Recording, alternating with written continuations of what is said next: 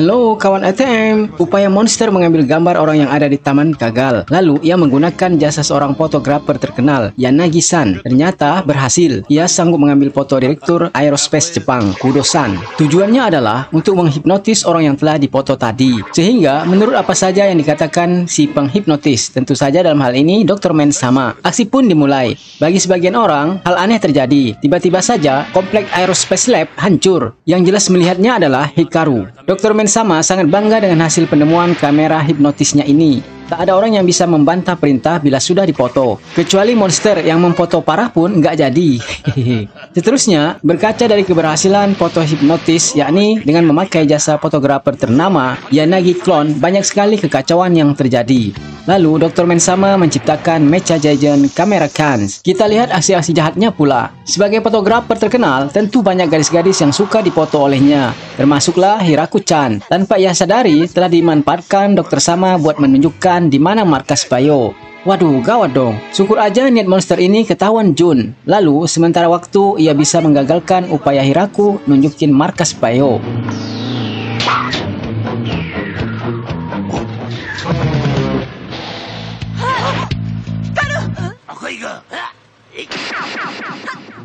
Shiro CS juga telah tahu berita ini. Jun coba menyadarkan Hiraku. Namun, yang ada malah dia berbalik menyerang Jun atas perintah monster. Oleh sebab Bioman berdatangan, mereka terpaksa mundur. Tapi, Hiraku tetap ikut bersama mereka.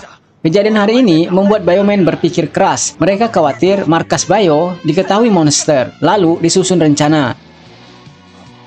Jun memanah Hiraku. Akibatnya, ia pingsan. Monster galau karena upayanya pasti gagal. Lalu, Yanagi Clone muncul. Ia hendak mengambil gambar Jun. Jun sadar, inilah kamera penghipnotis itu. Ia terus mengelak sampai datang bantuan Bioman. Sekarang ketahuan kalau ujung panah itu ada karetnya. Hiraku nggak mati. Monster pengen coba, boleh? Nih. Sekarang, Hiraku sangat marah pada monster. Ia telah manfaatin dirinya buat menunjukin markas Bayo. Jangan pernah remehin wanita. Hea!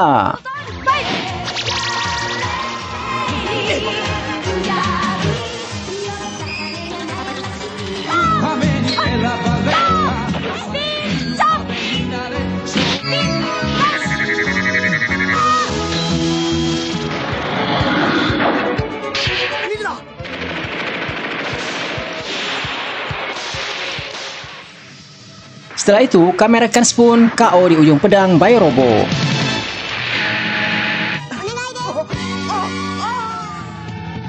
Ryuta jadi tersangka pencurian sebuah patung emas, bahkan benda-benda berharga lainnya dalam museum. Teman-teman Bayo jadi heran, kenapa wajah Ryuta ada di halaman koran? Bukan karena ngebantu orang, tapi karena kasus pencurian. Namun akhirnya mereka mengetahui kalau yang dilakukan Ryuta itu semata menolong seorang anak yang punya misi dari kakeknya buat ngembaliin patung emas itu. Dulu semasa ia kerja di museum, sempat meminjam patung emas tanda kutip hanya karena pengen banget memilikinya. Namun ia sadar hal itu salah, lalu pengen dibalikin. Sayangnya ia keburu jatuh sakit, serta pengamanan museum yang sangat ketat jadi susah buat ngembaliin itu patung. Maka ia minta cucunya menemui Bioman. Jadilah seperti ini kejadiannya. Kita! Ini nomor jangan kau? Suasana kurang bagus ini dimanfaatin Dr. Sama buat menghancurkan Bioman. Dia menciptakan Ryuta dari manusia klon. Akibatnya, Ryuta dikejar-kejar polisi. Syukur aja teman-temannya sudah mengetahui kalau dia pencuri yang baik. Mereka siap bantu Ryuta. Hari ini, mereka berhasil menjebak manusia klon mirip Ryuta, lalu melumpuhkannya.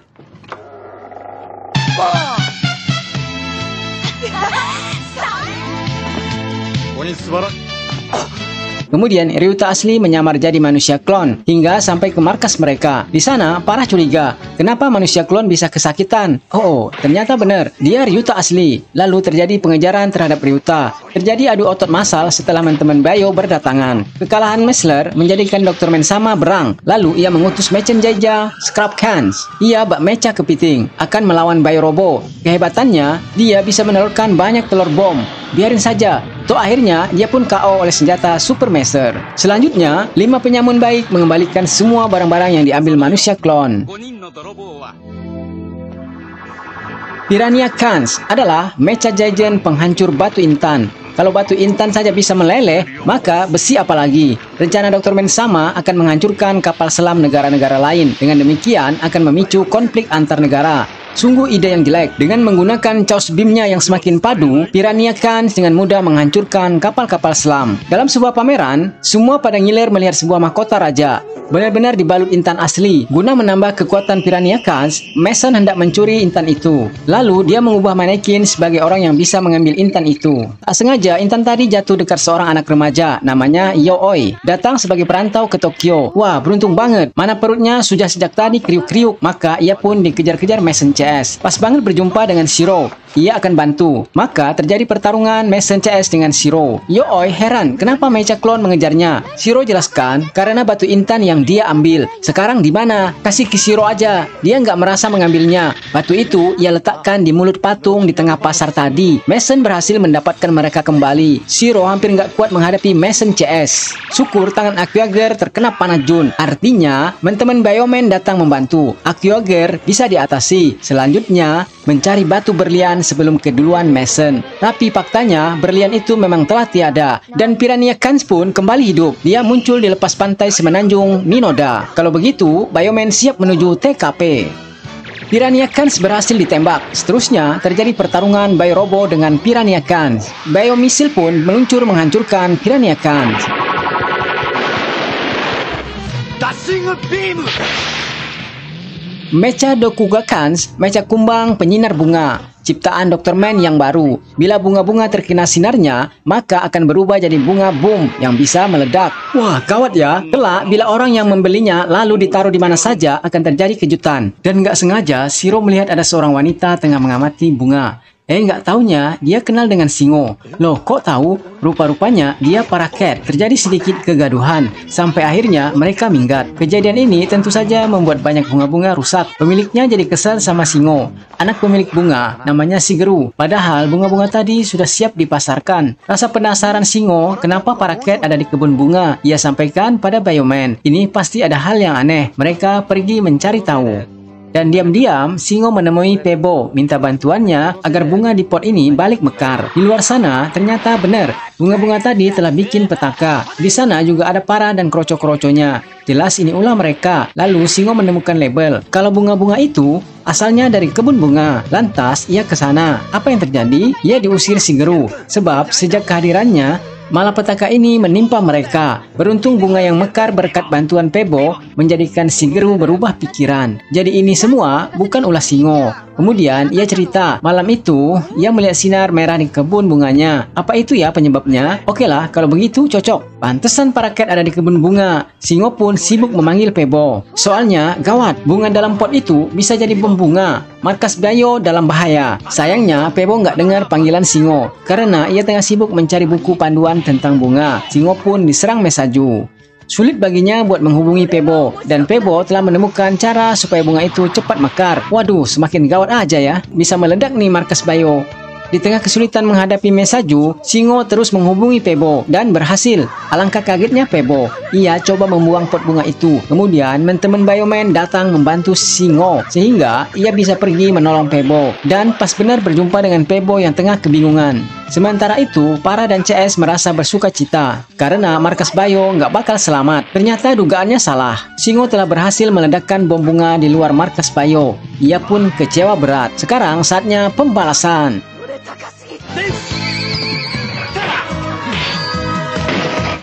Berhasil. Berita suka ternyata nggak lama, sebab Para datang mengabarkan Dokuga Khans telah berangkat untuk menyinari semua bunga-bunga di bumi ini. Maka bunga-bunga itu akan berubah jadi bom bunga. Kawat. Singo memanggil Bio Dragon dan dia ditembak. Itu dia, tembak. Saatnya Hypercross. Urusan selanjutnya jadi urusan Bio Robo. Dan akhirnya ia terkapar KO. Dan seterusnya, Singo melindungi hati seorang anak yang mencintai bunga. Dalam suatu kontes ketahanan panas, sambil memakan mie rebus, terlihat di sana ada seorang kontestan mirip Prince. Hah? Apa benar Prince hidup lagi? Dan ini jadi pemicu konflik antara Bioman dengan kelompok Mason. Menurut penglihatan bioskop, dia manusia biasa, bukan mecha klon. Tapi Mason belum tahu siapa pria itu sesungguhnya. Makanya mereka datang buat menangkap si pemuda tadi. Terjadilah sedikit keributan. Nama anak tadi Koichi. Ia mengikuti kontes itu supaya bisa menemukan orang tuanya. Lalu tak lama alam berubah jadi gelap. Banyak ruh-ruh jahat berkeliaran. Ada apa ini? Mereka sulit ditaklukkan. Bahkan, biolaser pun nggak mempan. Lalu, Mason muncul. Oh, ini semua kerjaan Mason CS. Setelah Mason bisa disingkirkan, mendadak alam kembali terang. Lalu, Konichi pun kabur. Dr. Man sama kepikiran manfaatin Koichi yang mirip anaknya itu. Ia pun menyamar jadi lelaki kaya yang pengen nunjukin ayah Koichi. Lalu, mereka buat janji mengadakan pertemuan. Sambil tak lupa memasukkan racun pencuci otak dengan mengatakan bahwa ada orang yang coba memisahkan mereka. Setelah bertemu, Dr. Man dapat mengenali tanda lahir Prince. Ya, sama persis. Berarti dia anaknya. Bioman berdatangan. Kemudian Dr. Man pergi. Yang tersisa Mason CS. Koichi masih nggak ngerti ada apa dia jadi rebutan. Bahkan dengan Bioman pun dia nggak tahu. Udik banget ya. Makanya dia diminta menyingkir dahulu. Biar persoalan ini dibereskan Bioman. Selanjutnya, Mason mendatangkan ruh-ruh gentayangan. Kembali setelah Mason bisa dikalahkan, alam kembali terang. Namun, muncul Mecha Giant Ghost-Kan siap menghancurkan Bioman. Wah, besar banget. Ya udah, langsung aja panggil Bio Dragon. Ghost-Kan menghilang. Sementara itu, Koichi masih penasaran siapa Dr. Man yang katanya sebagai ayahnya. Shiro jelasin kalau dia adalah penguasa Shinteikoku Gya, ilmuwan jenius saat ini. Rasa penasaran Koichi membuatnya tetap ingin berjumpa dengan Dr. Man sama. Walau sudah diingatkan Bioman, di rumahnya Koichi menemukan surat dari ibunya beserta foto mereka. Dia memberitahu kalau pengen berjumpa dengannya, ikuti peta petunjuk itu. Nama sebenarnya adalah Shuichi Kageyama, anak tunggal Hideo Kageyama alias Dr. Man. Kelak ia akan mengetahui kenapa mereka harus berpisah dan siapa sesungguhnya Dr. Man. Bioman setuju, ia mengikuti petunjuk di surat itu. Tapi Dr. Man nggak setuju. Dia berusaha menghalangi Bioman membantu Shuichi dan perintahkan Mason buat membawa Shuichi ke markas Shinteikoku Gya. Bagaimanapun caranya. Lalu mereka dibuat bingung dengan kemunculan ruh-ruh penasaran lagi. Sementara Shiro CS melawan hantu-hantu itu, Shuichi dilarikan lewat terowongan. Dan akhirnya mereka berjumpa di sebuah gedung. Messler diam-diam mengikuti mereka, juga Mason. Dan hari ini semua akan mengetahui asal-usul Dr. Man. Di dalam video itu, menjelaskan Dr. Man sama muda mencoba eksperimen otak melawan komputer. Pada level-level awal, ia masih sanggup bertahan, dan kecerdasannya semakin meningkat, bahkan mampu melewati kecepatan komputer. Seiring arogansinya yang besar, ia masih belum puas dengan pencapaian ini. Masih harus lebih hebat lagi, dan jadi ilmuwan ternama seantero jagat. Maka, ia menaikkan level kecerdasannya. Hasilnya sangat spektakuler. Ia berubah jadi tua dan nggak bangun-bangun lagi. Apa ia mati? Ketika otak Kageyama mencapai batas mentalnya, itulah yang menyebabkan dia berubah jadi sangat tua. Tapi ia mengganti bagian tubuhnya yang sudah sangat tua dengan mesin dan memutuskan hidupnya sebagai robot. Ia jadi ilmuwan gila. Sekarang sudah ketahuan asal Dr. Man sama. Tak ada lagi yang perlu ditutupi. Sekarang, Mason minta semua menurut dan serahkan keturunan Dr. Man. Kalau tidak, kota Tokyo akan jadi debu. Shuichi jadi benci pada Dr. Man. Ia bukan ayahnya. Kalau begitu, tak ada lagi harapan Dr. Man pada keturunannya. Maka ia putuskan hancurkan mereka semua. Mecha Giant Ghost-Kan kembali dihadirkan. Bioman siap luncurkan Bio Dragon. Dan pertarungan Mecha Ghost-Kan dengan Bio Robo sangat seru. Mereka tumbuh menjadi banyak. Para hantu bayangan tak lama pergi karena partikel Bio. Yang tersisa Ghost-Kan saja. Namun akhirnya Ghost-Kan hancur. Lalu Dr. Man akan mengubah dirinya jadi manusia mecha seutuhnya. Sedangkan Shuichi balik kampung. Semoga ibu dan anak ini secepatnya berjumpa ya. Bersambung ya, Nek.